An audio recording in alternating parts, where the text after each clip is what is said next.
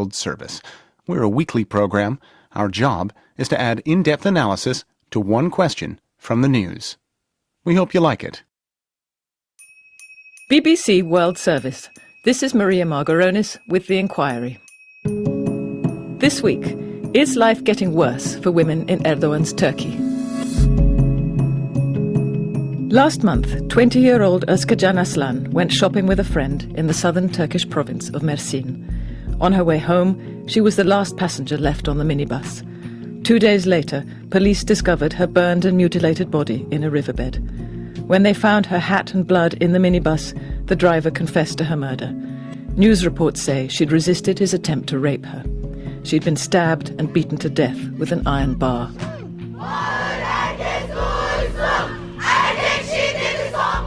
Özgecan Aslan's death has unleashed a storm of outrage in Turkey. There have been mass street protests, and women have posted hundreds of thousands of messages on social media telling their stories of harassment and abuse. Human rights groups say there's been a dramatic rise in violence against women, and some people blame the government. We believe that it is the result of the radical Islamic atmosphere created by the government, AKP government and Erdogan itself. She's talking about Recep Tayyip Erdogan, for more than 10 years Turkey's most powerful man. The leader of the AKP, or Justice and Development Party, he first became Prime Minister in 2002. Last August, he became Turkey's first elected president. Değerli arkadaşlar, kadına şiddet konusu maalesef ülkemizin kanayan bir yarasıdır. Erdogan has called violence against women a bleeding wound of Turkey and vowed to launch a new campaign against it. But he's also said that women are not equal to men. So this week we're asking, is life getting worse for women in Erdogan's Turkey?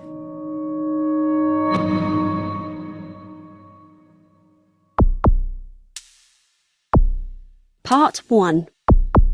Erdogan's Turkey. I grew up at a time where the Republic of Turkey was quite secular and where girls were really seen as equal to boys in schools. Our first expert witness, Karen Baki, grew up in Istanbul in the late 70s and 80s. She's now a professor of sociology and history at Columbia University in New York.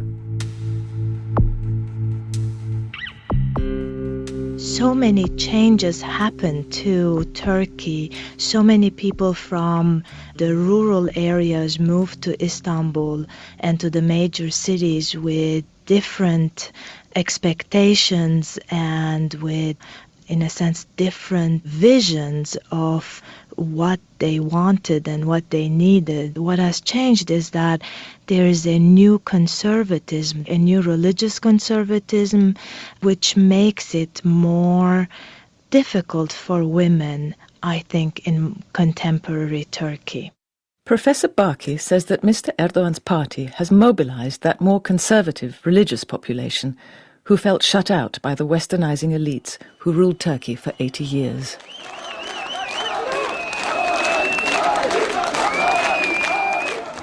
Mr. Erdogan became Prime Minister in a landslide election victory in 2002. Turkey had just been through an economic crash. His Justice and Development Party promised a new start. A practicing Sunni Muslim, Mr. Erdogan had done time in prison for allegedly bringing faith into what used to be a strictly secular public sphere. His government transformed the country, opening up the economy to global markets and politics to Turkey's moderately religious majority. Some people say that actually Erdogan did start as a much more democratic and in his, in a sense, attempt to empower a part of the population that had been very marginalized during the Republican era, the conservative, small-scale middle class, lower middle class, the more religious people in Anatolia, by giving them much more opportunities, business contracts, and getting also their vote as a result, that he really opened up Turkey and made it more democratic. Turkey had to change in that way. But it came at a price of increased conservatism. What's the most acute tension in Turkish society now? Is it over gender? Is it over religion? Is it over class? Is it all these things? All those tensions exist, but I think the major, most acute tension that divides Turkish society today is Erdogan's government and how people view Erdogan himself, either as an authoritarian leader or as the father of the nation. And so it's not about secular versus religious. Erdogan divides the country, I think. Mr. Erdogan has been criticised for closing down freedom of speech and dissent in Turkey and for trying to impose a conservative lifestyle. In 2013, 3.5 million people took part in protests against his government. But he is still both popular and powerful. We've heard that those who vote for him feel he's in tune with the country's conservative Muslim majority and family values. But we've also heard that he divides the nation. Our next expert witness argues that in many ways his government has made life worse for women in Turkey.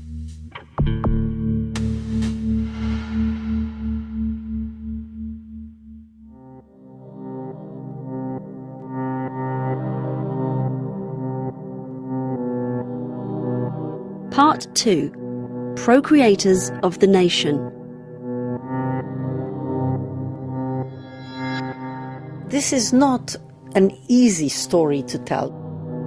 Deniz Kandiyoti grew up in Istanbul in the 1950s and 60s. She's now a professor based in London. Her specialism is gender relations in Turkey. The initial phase of the AKP's government, when they were elected into power in 2002, a lot of very positive legal changes took place.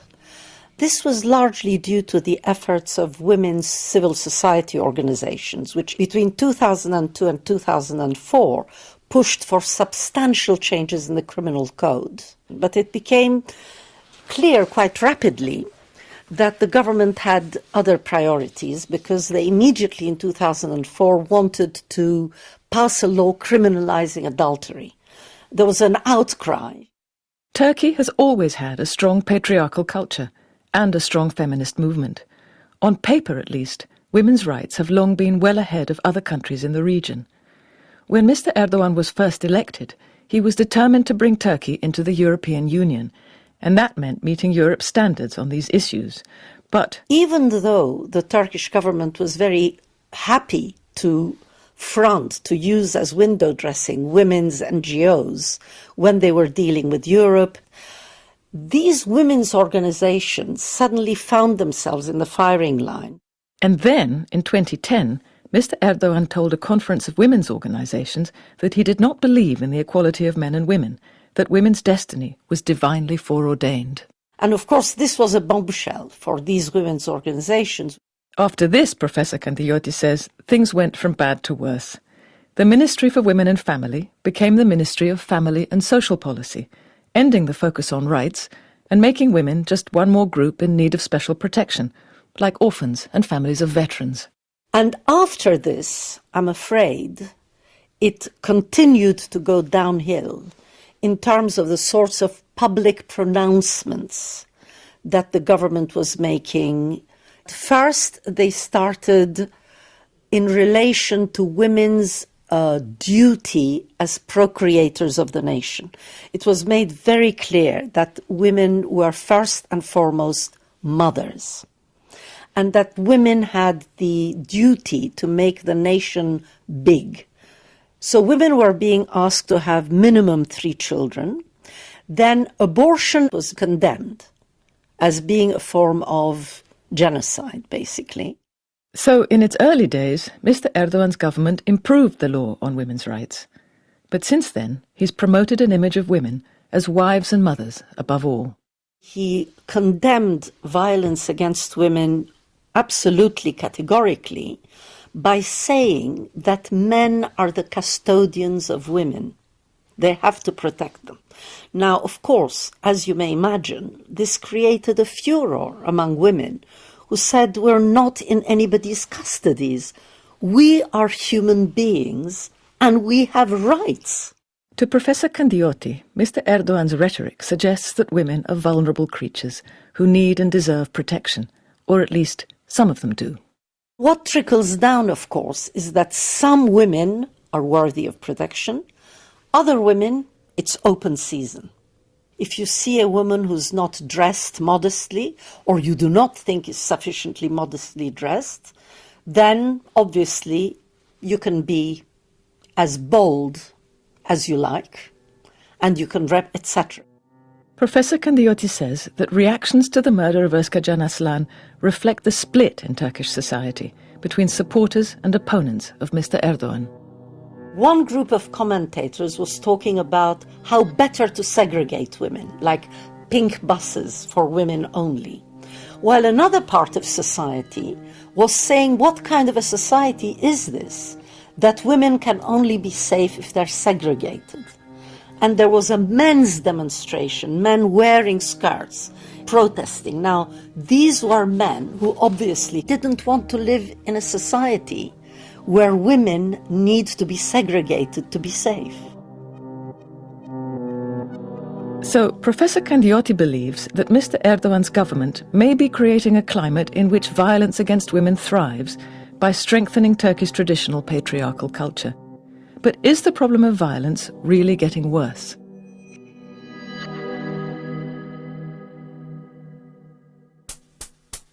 Part 3. The numbers. Since that day, in Turkey, everybody's talking about male violence. When I walk on the street, I hear people talking about that. When I take the bus, I hear people talking about male violence. Our third expert witness, Çiçek Dahaoğlu, has been collating media reports on violence against women since 2011 for a monitoring group in Istanbul called Bianet. I'm trying to find that page, I'm sorry. She takes care to be precise in what she says, but it isn't always easy to sort out the facts. In 2009, the Ministry of Justice said that 953 women were murdered. And the Ministry of Family said that only 171 women were murdered. This is two official answers. It's contradictory. You can see that.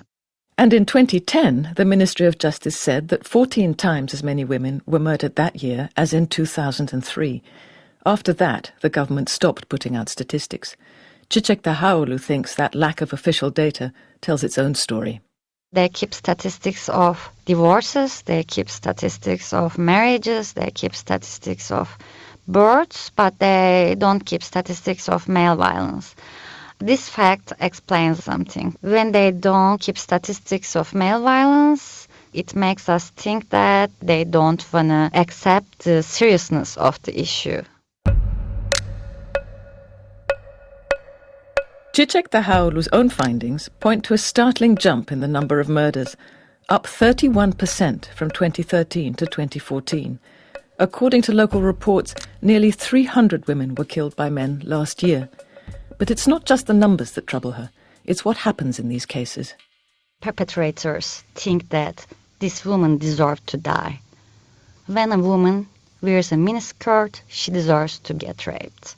When a woman doesn't do cooking and taking care of children, when she doesn't do that, some man thinks she deserves to die. Women are killed for not doing the cooking? Well, there was one case I will never forget. A man killed his wife with a cooking pan because there wasn't enough salt in the meal. You are shocked, right? Completely shocked. But Çiçek Dahaoğlu says that when judges hear things like that, they can actually reduce a murderer's sentence on the grounds that he was provoked into committing the crime. and that often the police don't enforce the law.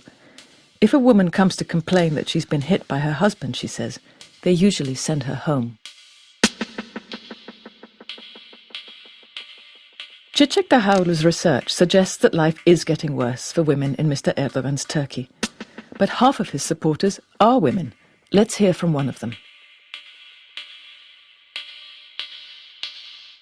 Part 4. Better for some.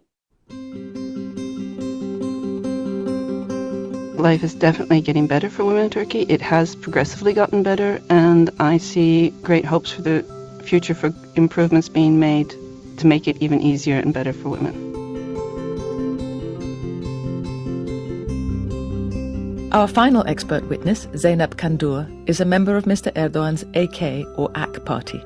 She grew up in Chicago but married a Turkish man and went to live in Turkey in 1992. If you go back 15 years ago, it was very difficult for a large proportion of the female population to go to university, to work in the public sector.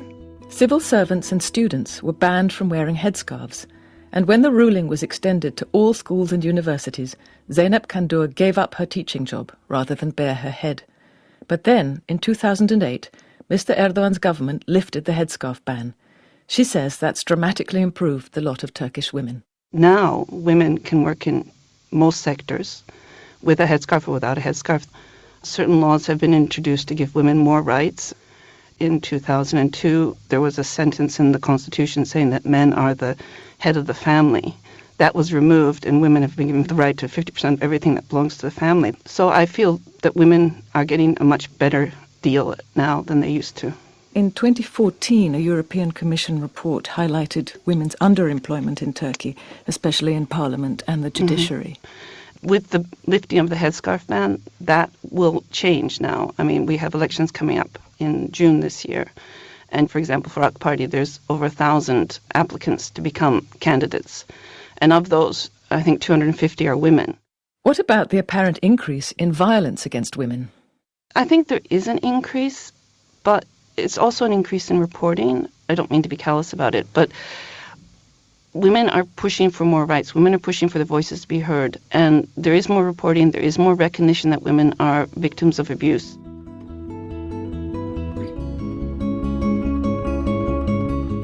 Zeynep Kandur says the murder of Özcan Aslan has shocked everyone, but some have used it to score political points against Mr. Erdogan's government.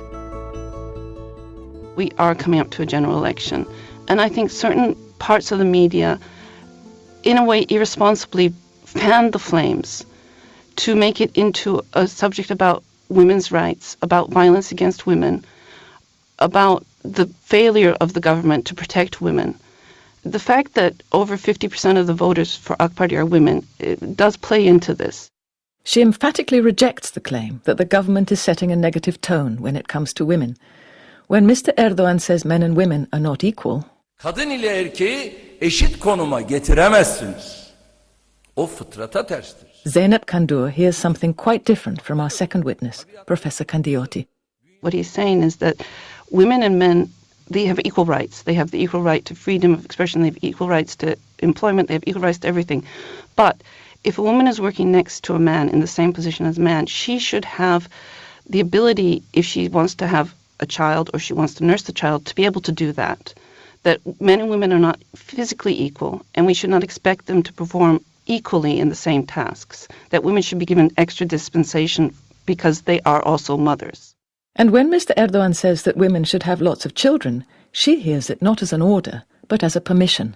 This is very personal, but I think it makes a very important point. When I first came to Turkey, I had my second child. The doctor said, come in next week for an operation after the birth of my son. And I said, what operation? She said, we're going to tie your tubes.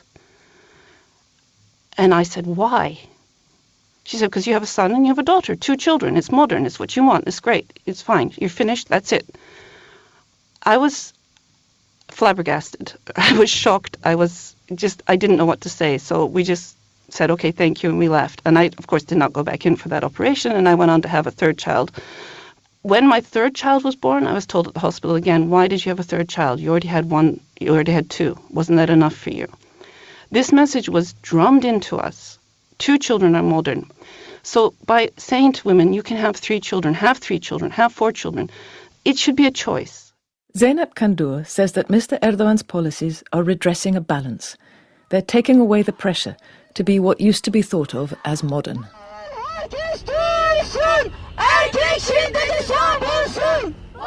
But if that's the case, someone forgot to tell the thousands of women who protested in the wake of Özcan Aslan's murder and blamed Mr. Erdogan's government.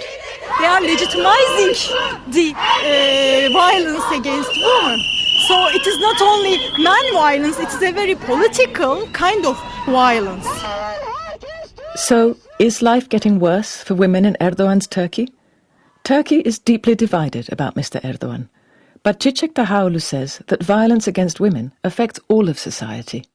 There's no social stereotypes of male violence. Educated women get murdered, uneducated women get murdered. And perpetrators are the same. It can be a man with no employment, or it can be a lawyer who killed his wife. So there's not a social pattern of this. This problem is bigger than that, I guess. Professor Candioti says that women in Turkey are now freer in some ways, and that there's been a backlash, encouraged by the government's view of men as the custodians of women's lives and honour. I think that 2 things are happening simultaneously. First of all, women are more bold than they used to be. They are in the public space. They are out there. Okay?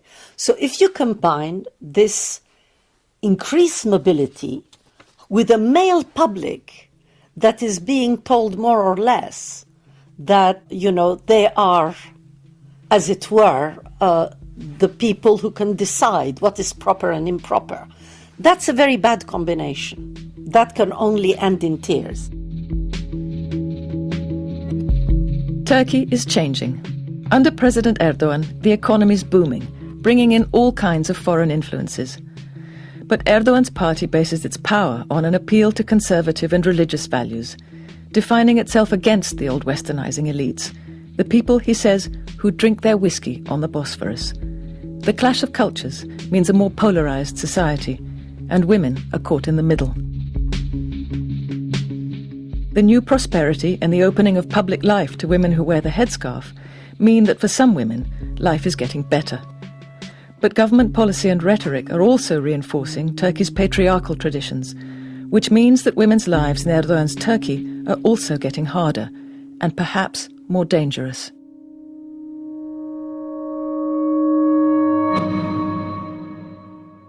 The Inquiry is produced in London by Neil Rozelle and Simon Mabin. You can hear previous editions of the programme on our website. With renewed tensions between North and South Korea over military action on the peninsula, you might be interested in our inquiry asking, what does Kim Jong-un want? And you can demand an inquiry.